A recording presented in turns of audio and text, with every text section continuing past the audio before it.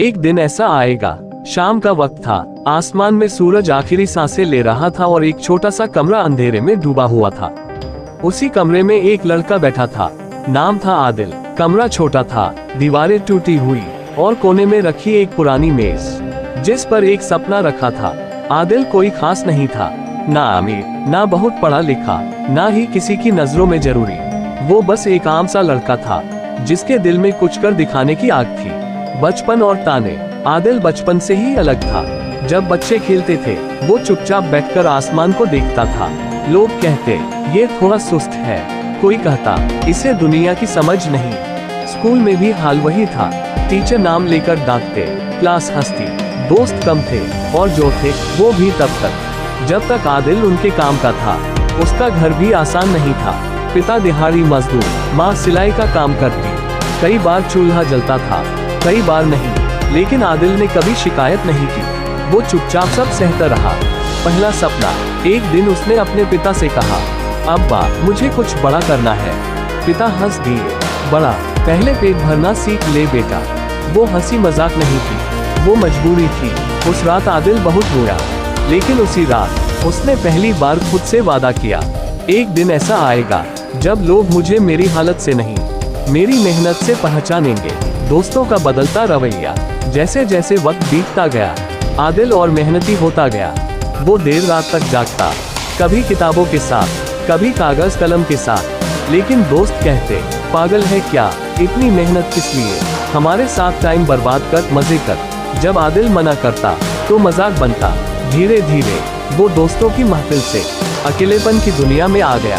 पहली हार। एक दिन आदिल ने एक बड़ा मौका खो दिया। जिस काम के लिए उसने साल भर मेहनत की थी वो किसी और को मिल गया। उस दिन उसके हाथ कांप रहे थे। दोस्तों ने कहा, देखा, हमने पहले ही बोला था तू इस लायक नहीं है। वो घर आया, दरवाजा बंद किया और जमीन पर बैठकर रो पड़ा। माँ ने पूछा, क्या हुआ बेटा? आदिल बोला, अम्मी, क्या मैं सच में किसी लायक नहीं हूँ? माँ ने उसके सिर पर हाथ रखा और कहा, जो लोग मेहनत से डरते हैं वो ही दूसरों को कमजोर बताते हैं। उस रात आदिल रोते रोते सो गया, लेकिन दिल में कुछ और ही पक चुका था, अकेलेपन की लड़ाई। अब आदिल सच में अकेला था, ना दोस्त, ना सहारा, बस उसकी मेहनत और उसका भरोसा। लोगों ने बात करना कम कर दिया, कुछ ने तो रास्ता बदल लिया, लेकिन आदिल ने खुद को बदल लिया। वो सुबह जल्दी उठता, रात देर तक काम करता, थकता था, लेकिन रुकता नहीं था। वक्त का खेल। साल बीते, 2 साल, 3 साल। वही लोग जो कभी हंसते थे अब खुद परेशान थे।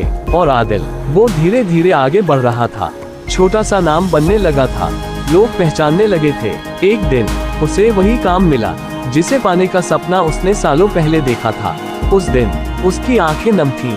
वापसी। अब वही दोस्त मैसेज करने लगे, भाई तू तो बदल गया, मिलते हैं ना, हम तो शुरू से तेरे साथ थे। आदिल सब पढ़ता था लेकिन जवाब नहीं देता था, क्योंकि जो इंसान अकेले लड़ना सीख ले उसे भीड़ की जरूरत नहीं रहती। एक दिन ऐसा आया, एक दिन एक बड़ी महफिल थी, वही लोग, वही चेहरे।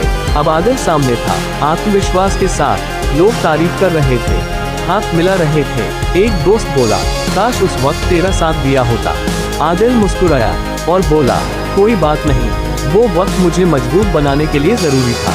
अंत नहीं, सीख। उस रात आदिल ने आसमान की तरफ देखा और मन ही मन कहा, आज अगर लोग साथ हैं तो कल भी रहेंगे, लेकिन जिसने खुद पर भरोसा कर लिया उसे किसी की जरूरत नहीं। सीख। मॉरल। उंगली से दाहिनी ओर इशारा, लोग तब तक साथ होते हैं जब तक आप उनके जैसे होते हो।